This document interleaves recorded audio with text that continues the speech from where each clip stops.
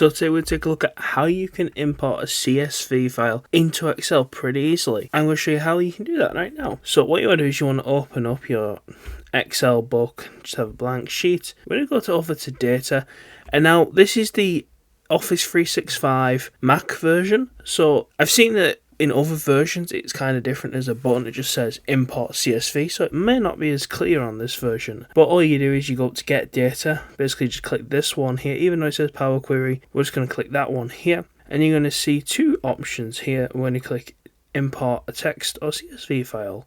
So once we click this, we're just going to go to browse, and as you see we already have our CSV file here. All we're going to do is click and we're going to open this CSV file.